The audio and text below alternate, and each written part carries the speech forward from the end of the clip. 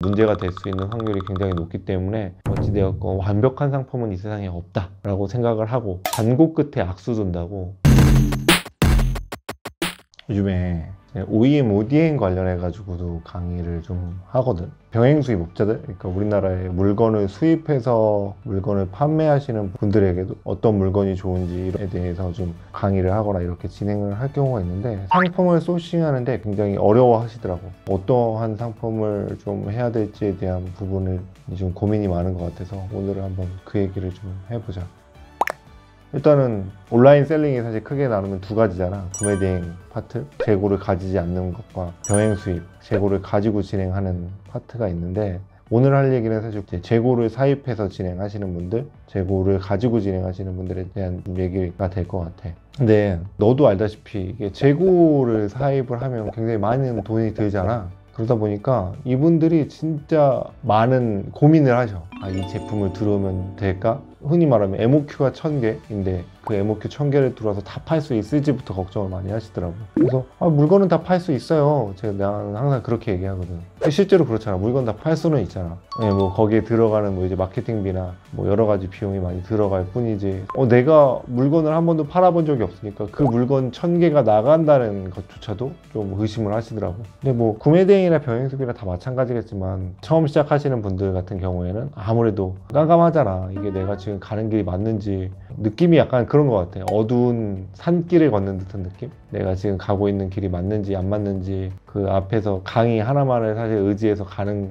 거의 그런 느낌이잖아. 대략 지금 그분들의 심정이 어떤 심정인지는 알 것 같거든. 재고를 만약에 어느 정도 가져간다 하면 그거 안 팔리면 사실 우리 집에서 다 써야 되는 거잖아. 그러다 보니까 이런 부분에 대해서 좀 굉장히 고민을 좀 많이 더 하시는 것 같더라. 사실 그 재고를 쌓아두는 것 자체가 굉장히 어려운 일이야. 맞아.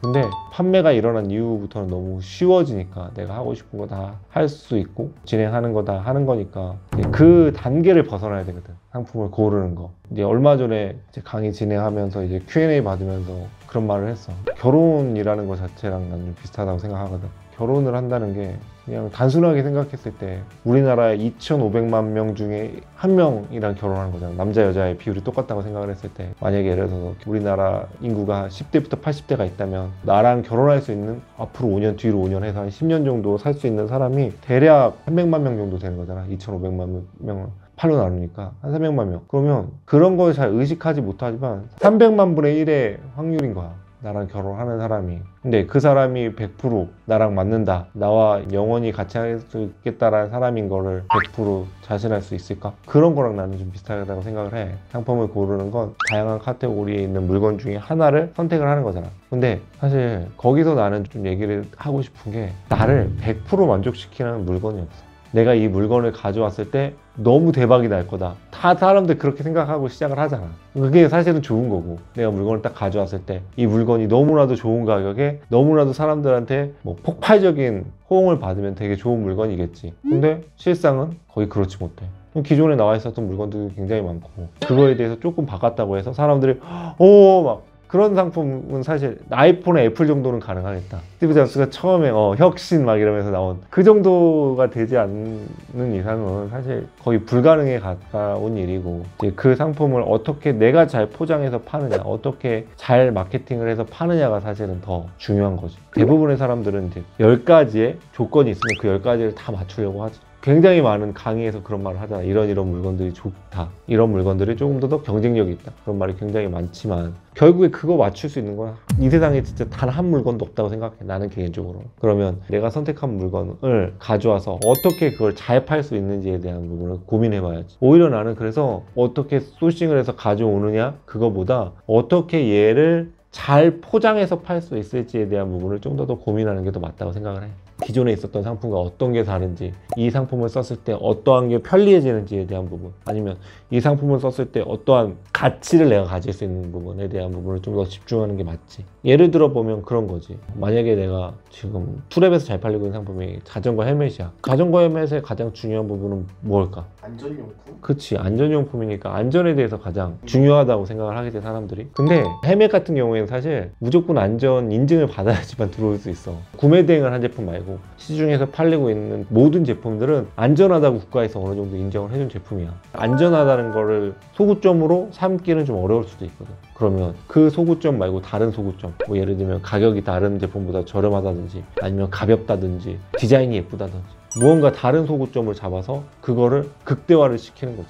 자전거 헬멧은 널리고 널렸어. 이 세상에 자전거 헬멧이 얼마나 많겠니. 뭐 정말 유명한 브랜드에서 나온 자전거 헬멧부터 정말 뭐 그 우리가 시장에서 살 수 있는 자전거 헬멧까지 굉장히 많은 헬멧이 있는데 그 헬멧 중에서 내가 살아남을 수 있는 어떠한 차별점을 분명히 두고 그 차별점에 대해서 굉장히 많이 이야기를 하는 게 좋지. 그 부분을 이제 마케팅 전략이라고 불리는 그런 쪽으로 어필을 하는 게 좋다는 말씀이죠. 그렇지. 그런 거야. 내 자식이 있는데 내 자식을 남한테 소개시켜 주는 거잖아.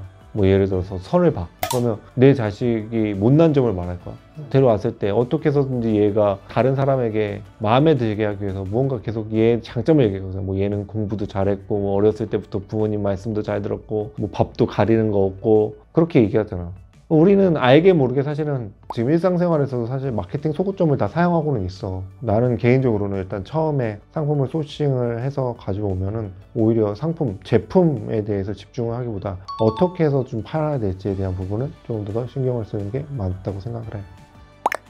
얼마 전에 내가 좀 블로그에서 본 글인데 어떤 인디안 한 부족 중에 하나가 여자 아이가 이제 성인이 되면 옥수수밭에서 가장 좋은 옥수수를 찾아오게 한대. 근데 그거에 앞에 전제 조건으로 붙는 게 한 번 지나온 길은 다시 돌아올 수 없다. 두 번째는 시간 제한이 있다. 그리고 세 번째가 한 번 잡은 옥수수는 바꿀 수 없다.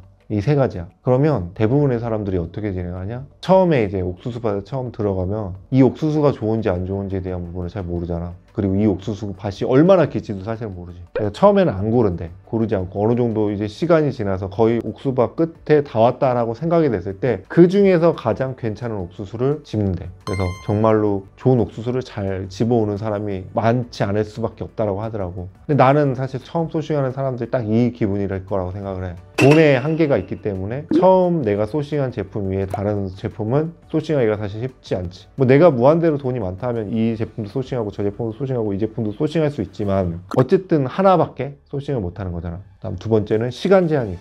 내가 이 상품을 100날, 1000날까지 고를 수 없는 거잖아. 예를 들면 계절 상품 같은 경우는 계절 상품이 출시돼야 되는 시점이 분명히 있을 테고, 그리고 내가 이걸 시점을 계속 놓치고 있으면 다른 사람들이 이 상품을 먼저 출시할 수 있는 거니까 분명히 시간적인 제한이 있을 거고, 그리고 언제 끝날지 모르지. 상품이 무한대로 있진 않거든. 사실 어떤 거에 끝일지에 대한 부분 모르지. 이커머스 처음 들어오신 분들 처음에 생각은 다 그렇게 얘기하잖아. 난 여기서 대박이 날 거야, 난 여기서 뭐 엄청 신화적인 존재가 될 거야, 뭐 이렇게 생각하고 처음에 들어오겠지. 근데 그거는 사실 운의 영역도 사실은 필요한 부분이거든. 내가 고른 제품이 정말로 내가 생각하지 못한 트래픽이 몰려옴으로써 대박이 날 수 있는 것도 있고, 그러니까 반대의 경우 또 발생을 할 수 있는 거기 때문에 사실 이 부분은 개인적으로는 신의 뜻인 것 같아. 내가 할 수 없는 부분도 분명히 존재하거든. 그런 부분까지도 모든 걸 내가 통제하려고 생각을 하면 너무 많은 스트레스를 받을 수밖에 없을 거야. 그래서 오히려 나는 서아시아 사람들이 얘기하는 그 인샬라라는 신의 뜻으로란 말이 일단 그때 참 맞는 것 같다는 생각이 좀 들더라고. 어찌되었건 10만 개, 20만 개는 못 팔 수도 있어. 근데 뭐 1000개 정도 가져오는 거는 시간이 지나든 아니면 좀 가격이 떨어뜨리든 분명히 다 팔 수는 있거든. 내가 어떻게 진행하느냐에 따라서 노력 여하에 대해서 분명히 팔 수 있는 거기 때문에 그런 부분 너무 신경 쓰지 말고 진행했으면 좋겠어. 처음에 말했듯이 이 세상에 내가 가지고 싶은 모든 걸 다 충족시킬 수 있는 물건은 없다고 생각하는 게 가장 좋은 것 같아.